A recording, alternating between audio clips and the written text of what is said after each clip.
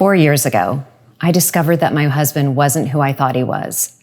No, he didn't secretly fight crime when he left the house, nor does he possess any really cool superpowers. Instead, I discovered he had been living a double life for over a decade.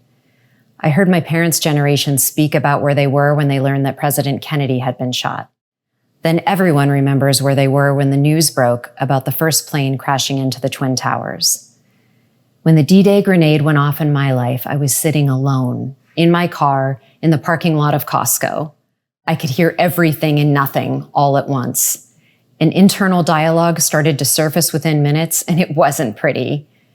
I was not only preparing to wage a war against my husband, I went to battle with myself in that parking lot over the rage I felt for not doing everything I eventually did to prove the infidelity sooner.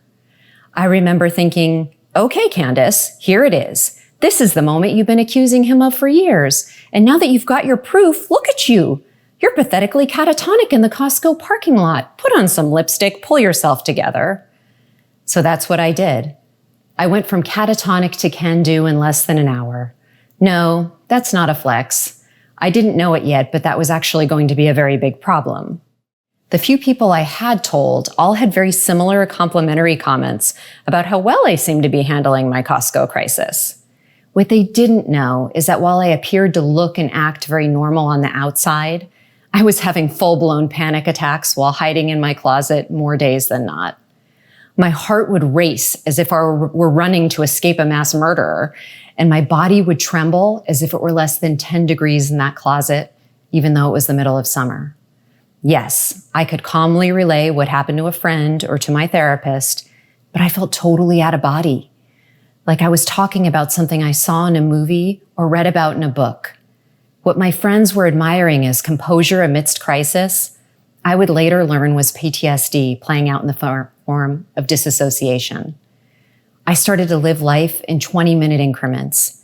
Anything longer felt overwhelming, and anything shorter just seemed irrelevant. We could collectively write our own dissertations on how triggers can consume our thoughts and terrorize our minds. I want to tell you today that they won't always impact you in the way they might now. Thanks to the winning combination of time plus recovery work, the vast majority of mine have morphed into what I now call associations. My brain will still associate a name, a place, a song, but they don't knock the wind out of me anymore. I no longer feel like I'm being held hostage by them. Yes, I'm even able to shop at Costco. Do I still have hard days 4 years into recovery? No. Do I ever have hard moments? Sometimes.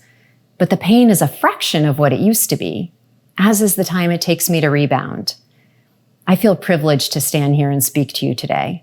Based on my own story and the story of others, I want you to know you are not alone if you went into full CSI mode or pursued an honorary degree in forensic accounting just so you could finally prove that you weren't just jealous, insecure, or crazy. You are not alone if you didn't have a clue and you got totally blindsided. You are not alone if you went country song crazy after D-Day, or if you're like me and deep down, you really wish you had. You're not alone if you had to accept the fact that an affair partner not only vacationed with you and your children, but then you learned that they had been in your home when you were not. You're not alone if you can't stop crying or if you can't shed a single tear because your trauma has your tears trapped inside your tormented body.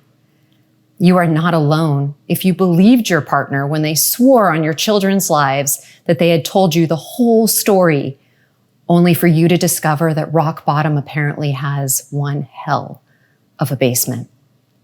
What happened to you is not a reflection of you.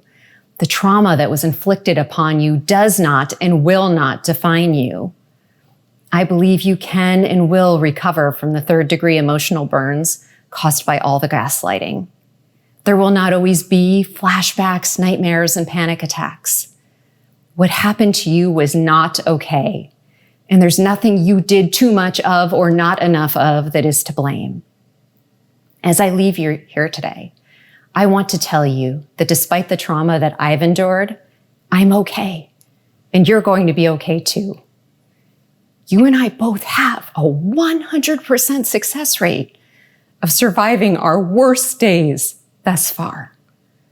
Whether you can already take it one day at a time, or you're living life in 20-minute increments like I was, you are moving forward.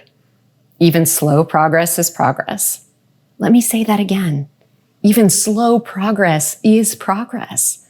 Please be kind to yourself. I wish I could give every single one of you a giant hug, buy you a cup of tea or a glass of wine, and assure you that you are not alone.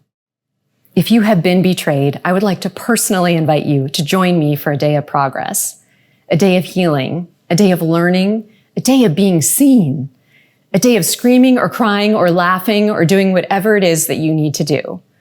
You don't have to do this alone. You get to heal from this. Let's make even more progress together. Join us for Hope Rising 2024.